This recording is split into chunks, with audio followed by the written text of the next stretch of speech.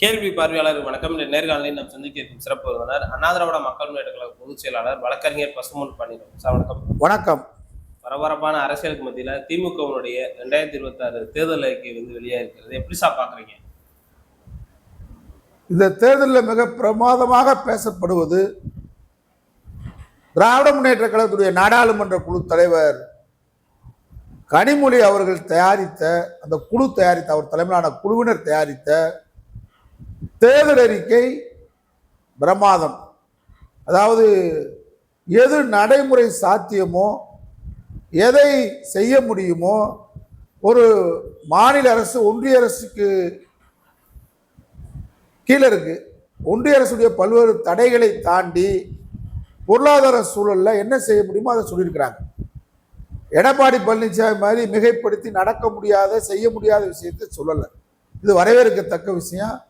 ஆனால் இந்த தேர்தல் அறிக்கையை எத்தனை மாவட்ட செயலாளர், ஒன்றிய செயலாளர், வட்டச் செயலாளர், பகுதி செயலாளர், கிளைக்கழக செயலாளர், அணிகளின் பொறுப்பாளர்கள் மக்கள்கிட்ட கொண்டு போய் சேர்த்துருக்காங்கன்னா அதுதான் இல்லை. மிக பிரமாதமான கடின உழைப்பால் கனிமொழியால் தயாரிக்கப்பட்ட தேர்தல் அறிக்கை மக்களுக்கு போய் சேர்ந்திருக்கா? சேரல. மக்கள்கிட்ட என்ன, நீங்க நம்முடைய திராவிட மாடல் அரசு செஞ்ச சாதனையை, நம்முடைய மாண்பு முதலமைச்சர் செய்த சாதனைகளை மாவட்ட செயலாளர்கள், ஒன்றிய செயலாளர்கள், நகர செயலாளர்கள் கொண்டு போய் மக்கள்கிட்ட சேர்த்துருக்காங்கன்னா கிடையாது. என்ன சேர்க்குறீங்க? ஹாட் பாக்ஸ், டிஃபன் பாக்ஸ், வாளி, குண்டா சட்டி, கோட்ரு, பிரியாணி 2000 ரூபா கொண்டு போய் சேர்க்குறீங்க. எப்படி சரியா வரும்? இதான் சொல்லி கொடுத்துருக்கீங்க தொண்டர்களுக்கு. கனிமொழி அவர்கள் அவருடைய தாயார் மரியாதைக்குரிய நம்முடைய மறைந்த தலைவர் கலைஞருடைய துணைவியார் ராஜாத்தி அம்மா அவர்களுக்கு உடல்நலம் சரியில்லை. கனிமொழி அவர்களுக்கும் டெல்லி உஷ்ணம் தாங்கலை. அவங்க தமிழ்நாட்டு அரசியலுக்கு வரலாம்ன்ற மாதிரி நினைச்சதாக தகவல்கள் வருது. அதனால தான் திருச்செந்தூர் தொகுதியில் அனிதா ராதாகிருஷ்ணன் அவர்கள், அமைச்சர் அவர்கள், என்னால் வயதாயிருச்சு, உடல்நலம் சரியில்லை, நான் இந்த தடவை தேர்தலில் போட்டியில்லைன்னு சொன்னதாகவும் நான் சொல்லலை. இதெல்லாம் மக்கள் சொல்கிறாங்க. நாங்கள் மக்கள் சொல்கிறத உங்களுக்கு கவனத்துக்கு கொண்டு வரோம்.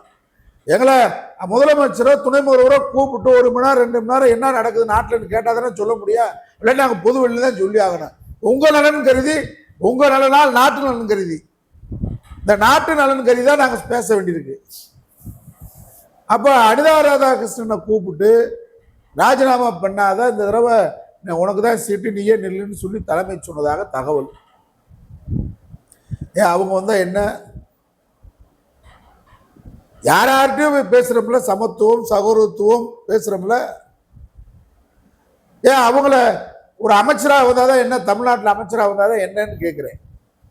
அதுவும் கலைஞர் பத்த பிள்ளை தானே, நல்லா தானே பணியாற்றுறாங்க, சிறப்பாக பணியாற்றுறாங்க, கவிஞராக இருக்கிறாங்க, பகுத்தறிவு சிந்தனையோடு இருக்கிறாங்கல்ல. இது மக்கள் கேட்குறாங்க. அப்போ அவங்கள நம்பி 4 பேர் இருந்த தொண்டை வெக்ஸ் ஆகி போய் கிடைக்காம இப்போ மாணவர் யாரும் திருப்தியா இல்லை. திமுக கூட இல்லை. நான் திருப்தியா இருக்கேன், திருப்தியா இருக்கேன்டா, சீட்டு கிடைக்கல, இல்லை விட்டுருவோம், பரவாயில்ல, கருத்தியலுக்காக நின்றோம், சீட்டுக்காக நம்ம நிற்கலை. நாம் பிறந்து வளர்ந்து கருத்தியலுக்காக நின்றோம். எப்பேற்பட்ட தலைவர் கலைஞரை நம்ம ஏற்றுக்கிட்டோம். நான் 1986 தேசிய பாதுகாப்பு சட்டத்தில் கைது செய்யப்பட்டு சென்னையில் விசாரணைக்காக கூட்டு வந்து சென்ட்ரல் ஜெயிலுக்கு எதிர்த்தாப்புல இப்போ ஜெயில் இருந்துச்சு. அதில் என்னை அடைச்சிருந்தாங்க. விசாரணை கமிஷனுக்கு கூட்டு போக 3 நீதிபதிகள் கொண்ட விசாரணை அந்த குழுவுக்கு கூட்டு போகிறதுக்காக தலைவர் கலைஞர், பேராசிரியர் ஆற்காடு உள்ளிட்டோர் சிறையில் இருந்தாங்க. அப்போ எம்ஜிஆர் முதலமைச்சர்.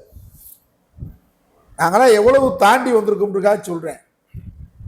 அப்போ போன உடனே என்னை கொண்டு போய் ஒரு இடத்துல, நானும் மதுரை ஆத்திக்குளம் ஜெயராஜ் இப்போ கவுன்சிலராக இருக்கிறாரு, முன்னாள் துணை மேயர் மிசா பாண்டி, எங்களோட சேர்ந்து 6 விடுதலை புலிகள் 9 பேரை தனியாக அடைச்சிட்டாங்க. அப்போ தலைவர் கலைஞரை பார்க்கணுமே, ஒரே கூட்டணியில் தான் இருப்பான். ஆயிரவிளக்கு உசேன் அவர் அப்பயே சைக்கிளில் வருவார். நான் அறிவாலயத்தில் பார்த்துருக்கேன், சைக்கிளில் வருவார். தளபதி படத்தை அப்பயே ஸ்டாலின் படத்தை சட்டப்பையில் வச்சுருப்பார். ஆயிரவிளக்கு உசேன் அவர் வரும்போது நான் கூப்பிட்டு அணையணேன்னு கூப்பிட்டு வந்தார். யாரும் கேட்டார், மதுரையிலேருந்து வந்திருக்கோம், இந்த மாதிரி வெடிகுண்டு வழக்கில் எங்களை கைது செஞ்சுட்டாங்க, தலைவரை பார்க்கணும்னு சொல்லுங்கன்னு. ஒரு தலைவரை நாங்களாம் எப்படி நம்பியிருந்தோம், தலைவர் தொண்டனுக்கு எப்படி இருந்தார், இந்த அண்ணாவை சொன்னேன், தலைவர் கலைஞரை சொன்னேன். இந்த தொண்டனோட உணர்வை புரிந்து கொண்டு 4:30 மணிக்கு மாலையில் சொல்கிறோம். அப்போல்லாம் 5:30 மணி 6 மணிக்கு தான் லாக்கப் அடைப்பாங்க. கலைஞர் வாக்கிங் வர்ற மாதிரி வந்து என்னை அந்த பகுதியில் வந்து என்னை திடீர்னு நான் உட்காந்துருங்க பசுமன் பாண்டியன்னு கூப்பிடுறாரு சிறையில். அதுதான் திமுகவின் உரம். அதுதான் இன்னைக்கு வரைக்கும் பசுமன் பாண்டியன் திமுகவை ஏன் ஆதரிக்க வேண்டும், ஆதரிக்கன்னு சொல்றது காரணம். ஒரு மிகப்பெரும் தலைவர் முத்தமிழறிஞர் கலைஞர் ஒரு தொண்டனின் குரலை கேட்டு வாக்கி ஒரு மாதிரி பேராசிரியர் தலைவர் வந்து என்னைய சிறைக்குள்ளே பார்த்துட்டு கவலைப்படாதியா, நாங்கள் ஏற்பாடு பண்றோம் விடுதலைக்கு. ஒரு முறை தலைவர் கலைஞருக்கு கோபத்துக்கு ஆளாயிட்டேன். அவர்கிட்ட வருத்தம் தெரிவிக்கிறதுக்காக கோபால் அவர் வீட்டுக்கு வர்றேன். மாடியில் இருக்கிறாரு. செயல்மணி தான் அப்போ தலைவர் வீட்டில் இருப்பார். செயல்மணி என்னை கூட்டு போயிட்டாரு. நான் உங்களை வருத்தப்படுற அளவுக்கு நான் நடந்துக்கிட்டேன், என்னைதான் வருத்தப்பட வச்சுட்டியே கோவிச்சாரு. சரி நான் கிளம்புறேன்னு கீழே இறங்குறேன். எதிரே வந்தேன், காரில் வந்தேன். நைட்டு போகாதியா, காலில் போயா, இப்படி சொல்லக்கூடிய தலைவர். இன்னைக்கு செய்திகள் போகுதா? ஒரு முறை கலைஞர் முதலமைச்சர் 98ல் நான் மதுரையில் சென்னையிலேருந்து மதுரை கிளம்புறதுக்கு 8:30 மணிக்கு பாண்டியனில் டிக்கெட் போட்டுட்டேன். சரி அறிவாலயம் போய் தலைவரை பார்ப்போன்னு பூரா அன்னைக்கு டிசம்பர் 6 பாபர் மசூதி இடிக்கப்பட்ட நாள். முதலமைச்சரை யாருமே பார்க்கக்கூடாது அப்படின்னு போலீஸ் கட்டுப்பாடு அன்னைக்கு பாதுகாப்பு கருதி. ஆனால் தலைவர் எப்பயுமே வந்து அறிவாலயம் வந்துடுவார். அறிவாலயம் ஆட்சி வேறு, அறிவாலயம் வேறு. ஆட்சியில் பார்க்குறவங்களாம் அஃபீஷியல் பிஏட்ட பேசிட்டு தான் தலைவரை சந்திக்க முடியும். அறிவாலயம் வந்துட்டா ஆர்டி சீதாபதி இருந்தார், முன்னாள் மாவட்ட செயலாளர், அன்னைக்கு தலைமை செயலாளர். அண்ணே நான் தலைவரை பார்க்கணும்னே, என்னப்பா ஒரு விஷயமா பார்க்கணும்னே, இன்னைக்கு யாருக்குமே அப்பாயின்மெண்ட் கொடுக்கூடாதுன்னு போலீஸ் சொல்கிறாங்கண்ணே. நான் 8:30 மணிக்கு ட்ரெயின் டிக்கெட் போட்டிருக்கேன், தலைவரை நான் பார்க்கணும், கொஞ்சம் சொல்லுங்கள், தலைவர் கூப்பிட்டா நான் வரையிலடி கிளம்புறேன் அப்படின்னு உடனே கூப்பிட்டு. எந்த பாதுகாப்பு வளையத்தை மீறி ஒரு தொண்டனை தரிசிக்கக்கூடிய தலைவர் அறிவாலயத்தில் இருந்தாங்க. இன்னைக்கு அறிவாலயத்தில் அப்பாயின்மெண்ட் வாங்கி கொடுக்கறதுக்கு பணம் வாங்கிட்டு இருக்காங்க. சிஎம் பார்க்க உங்க கவனத்துக்கு வருதா இல்லைன்றக்காக சொல்றேன். ஆர்டி சீதாபதி எப்படி இருந்தாரு, சா கணேசன் எப்படி இருந்தாரு, ஆயிரவிளக்கு உசேன் எப்படி இருந்தாரு. இன்னைக்கு என்ன லாபி நடக்குது, என்ன தேமுதிக ஏவா வேலு என்ன அந்த கட்சியை தூக்கி நிறுத்தினாலா? எம்ஜிஆர் கட்சியில சட்டமன்ற உறுப்பினராக இருந்தும் சாதாரண ஒரு நடத்துனர் சாதாரண தொழிலாளர் சொல்லல, அந்த நிலையிலிருந்து பொருளாதாரத்தில் எவ்வளவு உயர்ந்திருக்காரு இன்னைக்குன்னு திருவண்ணாமலை வளைச்சு போட்டிருக்காரு. இது நீடிக்குமா? கார்பரேட் கலாச்சாரம் நீடிக்குமா? மக்களையும் லஞ்சமயமாக்கலாமா? அவங்களுக்கு என்ன அவ்வளவு சீட்டு நீங்க கொடுக்குறீங்க, என்ன காரணம் சொல்லுங்க. நீங்க திரும்ப திரும்ப கூட்டணி கட்சி கேட்கறதா என்ன காரணம்? மதுரையிலிருந்து திருச்செந்தூருக்கு தலைவர் கலைஞர் நடைப்பயணம் மேற்கொண்டார். அந்த நடைப்பயணத்தில் நான் கலந்து கொண்டவன், தொண்டர் பாதுகாப்பு படையாக. இதெல்லாம் விரலுக்கு கிடைத்த நீரா அப்படின்னு கேள்வி வருது. விவரம் தெரிஞ்ச காலத்திலிருந்து 13 பேருந்து கலைஞர் கலைஞர் கலைஞர் திமுகன்னு வளர்ந்தான். கலைஞர் சொன்ன மாதிரி உள்ளூர் கோபதாபத்துல கட்சி அங்கிட்டு போயிருப்பாங்க. அடிப்படை திராவிட கொள்கையில, பகுத்தறிவு கொள்கையில, பெரியார் சிந்தனையில, அண்ணாவின் கருத்தில், கலைஞரின் எழுத்தில் நாங்கள் மாறுபடல. இன்னைக்கு நீங்க யாரை வளர்க்குறீங்க, யாரை டெவலப் பண்றீங்க? ஏன் அழகிரி மதுரையில கட்சியை காப்பாத்தலையா? யாரோ கட்சியில சேர்க்கிறீங்க, லாபி பண்றீங்கல்ல. எனக்கு அவரு கூட கருத்து ஒருபாடு உண்டு. ஆனா ஃபீல்டு ஒர்க்கர், நாங்களாம் ஃபீல்டு ஒர்க்கரை பார்க்கிறோம், களப்போராளியை பார்க்கணும். களப்போராளி இல்லையா அழகிரி? பொன்முத்துராமலிங்க களப்போராளி இல்லையா? வக்கீல் வேலுச்சாமி இருக்காரு, குழந்தைவேல் இருக்காரு, ஜெயராம் இருக்காப்ல, தர்மலிங்கம் இருக்கிறாரு. பழைய ஆளுகளை காலி பண்ணிட்டு யாரு இவங்கெல்லாம் திருப்பரங்குன்ற வேட்பாளருக்கு திமுக என்னன்னு தெரியுமா? திமுக அப்படின்னா என்னன்னு தெரியுமா? திராவிட முன்னேற்ற கழகத்தின் நோக்கம் தெரியுமா? அடிமட்டத்தை வழங்க, அடிமட்டம் பேஸ் மட்டத்தை ஒழுங்கா போடணும். இன்னைக்கு RSS பாஜக ஒரு மாநிலத்துக்கு ஒரு அரசியல் பண்ணி வர்றான். பாஜக வளர்வதற்காக அரசியல் பண்ணி வர்றான். உத்தரப்பிரதேசமா ராமர் கோவில் சொல்றான், ஆந்திராவா பவன் கல்யாண தூக்குறான், ஒரிசாவா தமிழன் களவாணி பைய சாவி புவனேஸ்வர் கோயில் சாவியை கொண்டு போயிட்டாங்கன்றான். ஒரு மாநிலத்துக்கு அரசியல் ஒரு வித்தியாசமா பண்றான். தமிழ்நாட்டை பொறுத்தவரை அவனால கால் பதிக்க முடியல. அதுல நம்முடைய தளபதி ஸ்டாலின் உழைப்பை குறைத்து மதிப்பிட முடியாது. இன்னைக்கு இந்தியா கூட்டணி இந்தியாவில் வலுவா நிற்பதற்கு காரணம் நம்முடைய தளபதி ஸ்டாலின். அதுல எங்களுக்கு மாறுபட்ட கருத்து இல்லை. RSS இந்தியாவிலே இருந்து விரட்டணும், பிஜேபி விரட்டணும் சொல்ற தளபதி ஸ்டாலின் நத்தம் தொகுதியில திமுக கருப்பு சிவப்பு துண்டு போட்டு கருப்பு சிவப்பு கரக்காரன் ஒரு மஞ்சளுக்கு வேலை பார்க்கலாமா? காவிக்கு வேலை பார்க்கலாமா? மனசாட்சி வேணாமா? நாங்கள என்ன தப்பு பண்ணோம் சொல்லுங்க. கவர்னர் RN ரவி பேசி வழக்கு வாங்கினது தப்பா? இளைஞர் தமிழருக்காக போராடினது தப்பா? இந்தியாவுக்கு போராடினது தப்பா? நீட்டு தேர்வை எதிர்த்து போராடினது தப்பா? ஒன்றிய அரசு தமிழகத்தை வஞ்சிக்குன்னு சொல்லி உங்களோட நின்று போராடுவது தப்பா? தினசரி பேட்டி கொடுக்குறேன். என்ன ஒரு அடிப்படையில் தகுதியில நீங்க தேமுதிகவை சேர்க்கிறீங்க? என்ன அடிப்படையில் அந்த புலிப்படை எலிப்படை அவருக்கு என்ன தெரியும்? அரசியல் தெரியுமா? எந்த பக்கம் போகக்கூடிய ஆளை வச்சுக்கிறீங்க? அருந்ததி அமைப்புகளை புறக்கணிக்க. அவங்கெல்லாம் அருந்ததி அமைப்புகள் திராவிட முன்னேற்ற கழகத்துக்கு வலுவா நிற்கிறாங்க. சீமான் கூட ஈரோடு இடைத்தது போது கடுமையா பேசினார், எதிர்வினை ஆட்டினாங்க. பெரியார துவேசமா பேசினா உடனே நாங்க களத்துக்கு போறோம். எங்கள் உழைப்பில் எங்கள் கொள்கையில் என்ன சந்தேகம்? நேரு இருக்காருன்னா நேரு பாரம்பரிய திமுக அமைச்சர் நேரு. அன்பில் திருமணிங்க லால்குடிக்கு போனா ஒரு ரைஸ் மில் வச்சிருந்தாங்க நேருங்க, நன்கொடை கொடுப்பாரு. புறாத்தை அடிச்சு காலி பண்றதா? நாங்களா சாதி அமைப்பில எங்கேயும் இணையல, அனைத்து சமூகத்துக்கும் போராடிக்கிட்டு இருக்கிறோம்.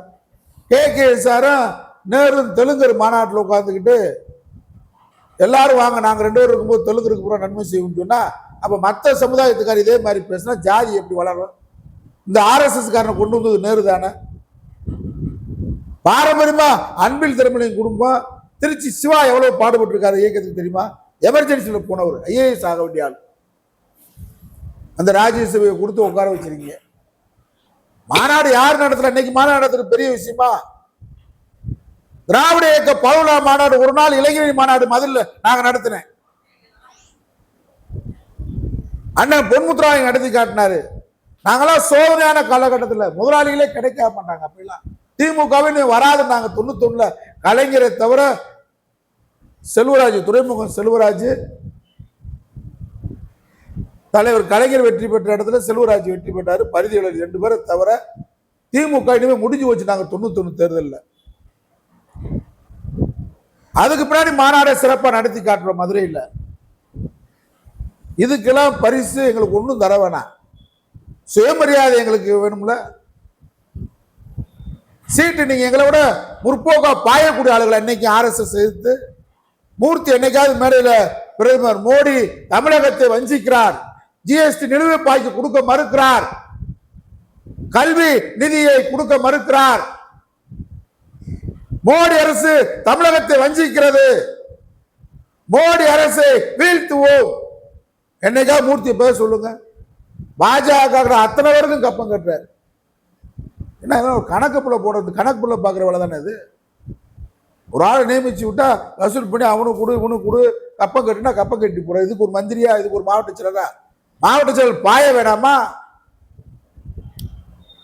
RSS பாயக்கூடிய தளபதிகளை நீங்கள் புறக்கணித்திருக்கின்ற தேர்தலில் யாரும் மன விருப்பமா இல்லை தொண்டர்கள் மத்தியில். நான் தமிழ்நாடு முழுவதும் சுற்றுப்பயணம் பண்ணியிருக்கிறேன். 2021 234 தொகுதிக்கு போயிட்டு வந்தேன். கடந்த நாடாளுமன்றத்தில் 40 தொகுதிக்கும் போயிட்டு வந்தேன். இந்த தடவை நாங்கள் போற மாதிரி இல்லை. நீங்க கூப்பிட்டா வருவோம், மதியாத வாசலி மிதியாதேன்னு இருக்கான்.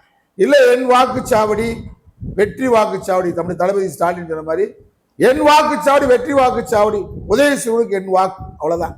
அண்ணா திராவிட மக்கள் முன்னேற்ற கழக தொண்டர்களுக்கு இந்த பேட்டி என்ன சொல்லிட்டு கேட்டா, ஒன்றிய செயலர் கூப்பிட்டா, தேர்தல்களை கூப்பிட்டா போங்க,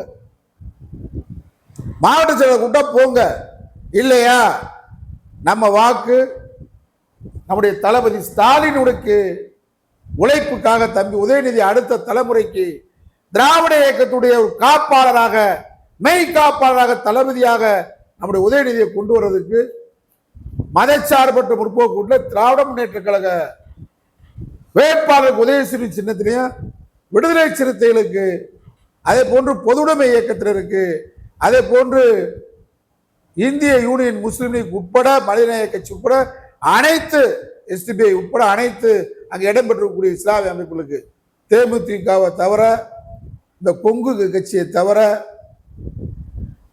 நம்ம புலிப்படை எலிப்படையை தவிர, நத்தத்து RSS காரனை தவிர, இவங்க எல்லாம் பிஜேபி. மற்றெல்லாம் நாங்கள் திமுக கூட்டணிக்கு, இந்தியா கூட்டணிக்கு வேலை பார்ப்போம், சுழன்று வேலை பார்ப்போம், மறுமலர்ச்சி திமுக உட்பட. அது மாற்றம் இல்லை. ஆனால் தேர்தல் அறிக்கை பிரமாதமான அறிக்கை, அவங்களுடைய ஆதரவாளர் புடுங்கிட்டு இருக்கான். அழகிரி எல்லாம் யாராரோ மன்னிக்கிறீங்க.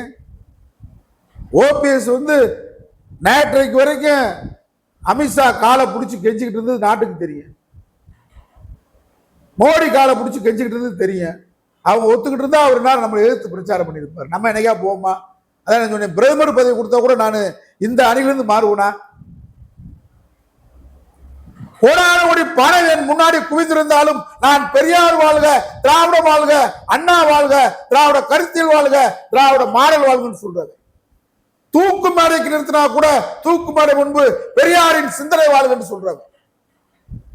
நாங்க எங்க பிழைப்புவாதிகளை வளர்க்குறீங்களே, சந்தர்ப்பவாதிகளை வளர்க்குறீங்களே. OPS பொன்முத்துராமலிங்க நாங்கெல்லாம் சாதிக்கு அப்பாற்பட்டு கட்சியை வளர்க்கிறோம். ஆனா அந்த மக்கள் மத்தியில, முக்குளத்தோர் மக்கள் மத்தியில நாங்க வளர்க்காதவா OPS இன்னைக்கு வளர்த்து விட போறாரு. 10.5% இடஒதுக்கீடு முக்குளத்தோர் மக்களுக்கு எதிராக வந்தபோது துணை முதல்வரா இருந்தவர்தான OPS. பணம் கொடுத்து அவரோட வெற்றி பெறலாம், 1-2 பேர் தான் தென் மாவட்டத்தில் அப்படி வர முடியுமே தவிர மக்கள் இதெல்லாம் பேச. நான் சொல்றது கண்ணாடி போன்று மக்களின் எண்ணங்களை பிரதிபலிக்கிறேன், மக்களுடைய உணர்வுகளை பிரதிபலிக்கிறேன், மக்களுடைய பேச்சை பிரதிபலிக்கிறேன்.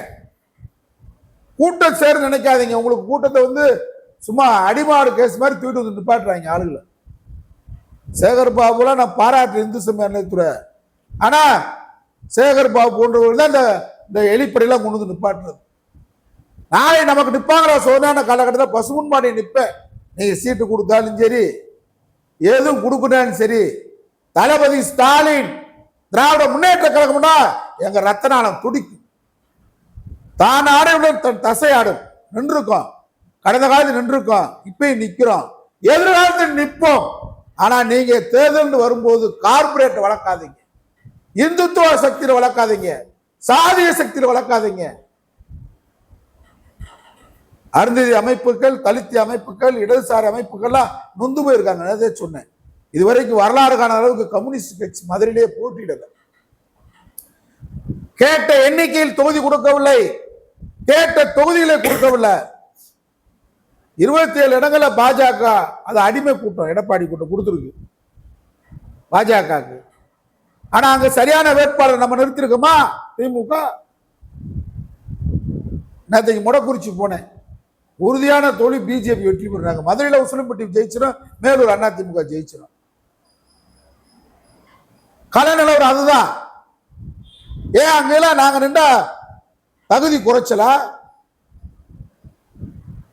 ஏன் இந்த முக்குளத்தோர் சமூகத்தை அண்மை காலமாக ஒரு நவீன தீண்டாமையாக அதிமுக திமுக ரெண்டுமே பார்க்குதுன்ற கேள்வி மக்கள் கேட்கிறாங்க. பசும்பொன் பேரே பிடிக்கலையா, முத்துராமலிங்கன்ற பேரே பிடிக்கல உங்களுக்கு? எங்க தாய் தான் வச்சுட்டாங்க, நாங்க என்ன பண்ண முடியும்? நாங்க பெரியார் சிந்தனையாளர், அண்ணா சிந்தனையாளர். இந்த தேர்தலில் பார்த்தா ஒட்டுமொத்தமா வலதுசாரி இருக்கக்கூடிய முக்குளத்தோரிங்க, இடதுசாரி இருக்கிற முக்குளத்தோரிங்க சுத்தமா காலி பண்ணிட்டாங்க. ஃபார்வர்ட் பிளாக் அமைப்பே இருக்கக்கூடாது, சிங்கம் கர்ஜிக்க கூடாது, தமிழ் புலிகள் கர்ஜிக்க கூடாது, பாயக்கூடாது, சிறுத்தைகள் லிமிட்டாத சீரணும் அப்படின்னு வச்சா என்ன அர்த்தம்? ஏன் அடக்குறீங்க, ஒடுக்குறீங்க? தடைகளை உடைத்தறிவோம். பொங்கு தமிழருக்கு இன்னல் என்றால் சங்கநாதம் எழுப்புவோம். அது ஒன்றும் மாற்றம் இல்லை. அதனால தளபதி ஸ்டாலின் மறுபரிசீலனை பண்ணுங்க. எல்லா இடத்துலையும் பாருங்க, நீங்க போங்க. கோஷ்டி பூசல் பரவலா இருக்கு. 15,000 பேர் வேட்புமனு தாக்கல் பண்ணியிருக்காங்க. யாருக்கும் பிடிக்கல, யாரும் ஒற்றுமையா இல்லை, கூட்டணி கட்சி தொண்டர்கள் இணக்கமா இல்லை. நாங்க எல்லாத்தையும் மீறி வரணும்னு நினைக்கிறோம். வரும். தளபதி ஸ்டாலின் மீண்டும் வர வேண்டும் என்பதுதான் எங்கள் உள்ளார்ந்த எண்ணம். அதற்காக தான் 7 வருஷமா எவ்வளவு பார்த்தோம். களத்துக்கு வரும்போது அடிச்சு வரட்டி விட்டீங்க. தளபதி மட்டும் நிக்கிறீங்க, கூட RSS காரனை எலிப்பட கூலிப்படையை வச்சிருக்கீங்க. நாங்க உங்ககிட்ட பயிற்சி எடுத்தாலும். அதனால மீண்டும் திராவிட மாடல் ஆட்சி வரணும். அதுல எந்த மாற்றமான கருத்து இல்லை. அழகிரியை நம்பி எசக்கி முத்துன்றலாம் இருக்காரு மதுரையில், பழையாள். அவங்களாம் இன்னும் கருப்பு போயிட்டு 10 வருஷம் ஆச்சு திமுக விட்டு நீக்கி. ஏன் கொஞ்சம் அண்ணாவின் தம்பி மன்னிப்போம் மறப்போம் சேர்க்க வேண்டியதானே? சேர்க்கலாம்ல. நமக்கு நம்ம வீட்டுக்குள்ளே நீர் அடித்து நீர் உலகுமா? வீட்டுக்குள்ளே நமக்கு படைப்பட்டாலும் தளபதிகள் இருக்காங்கல்ல. இந்த தளபதியில விட்டுட்டு நீங்க RSS தூக்கி கொடுத்த நத்தத்துல போடுறீங்க. அதனால பரிசீலனை பண்ணுங்க. நான் பேசுறது உண்மையின் குரல், என்னுடைய உண்மை உணர்வை வெளிப்படுத்துறேன். தொண்டர்களுடைய நாடி நரம்பை பிடித்து உதவி செய்தவர்கள் மாவட்ட செயலாளர்கள். இன்னைக்கு மாவட்ட செயலாளர்லாம் பூரா முதலாளிகள். அவங்க காருக்கிட்டே போக முடியாது. பூரா பல கோடி மதிப்புள்ள கார், பல கோடி மதிப்புள்ள பங்களா, 15 கேட்டை தாண்டி தான் போய் அவங்கள பார்க்க முடியும். ஒரு சாதாரண சாமானியனுக்காக இல்லை. பொன்முத்துராமலிங்க சாதாரண எளிமையா இருக்கார். இன்னைக்கு எனக்கு தெரிஞ்ச மதுரையில் அழகிரி சாதாரணமா கட்சியை நடத்தினார். விருப்பு ரெண்டும் இருக்கு மனிதனுக்கு. ஆனால் எங்கே விருப்பம் அதிகம் பார்க்கணும். தமிழ்நாடு கூட நாங்க பார்த்துட்டு வர்றோம். தமிழ்நாடு கூட ஒவ்வொரு ஊரையும் நான் சொல்ல விரும்பல. ஒரு சுணக்கம் இருக்கிறது, கூட்டணியில் ஒரு பிணக்கம் இருக்கிறது, ஒத்துழைப்பு இல்லாம இருக்கு. நீங்கள் செய்த சாதனை, திராவிட மாடல் முதலமைச்சர் செய்த சாதனை உலக நாடுகள் பேசுது. இந்தியாவே பின்பற்றுறான், காப்பி அடிக்கிறான். எடப்பாடி பழனிசாமி நம்ம தேர்தல் அறிக்கையை பார்த்தா அவர் எழுதுறாரு, செய்ய முடியாத நடக்க முடியாத செயலை சொல்றாரு, பொய் வாக்குறுதியை கொடுக்கிறாரு. சொன்னதையும் செய்தோம், சொல்லாதையும் செய்தவர் நம்முடைய மாண்பு முதலமைச்சர் ஸ்டாலின். ஆனா அதை கொண்டு போய் சேர்க்கிற தளபதிகளாக இருக்கிறார்கள். கவனமாக இருக்க வேண்டுகிறேன். வணக்கம்.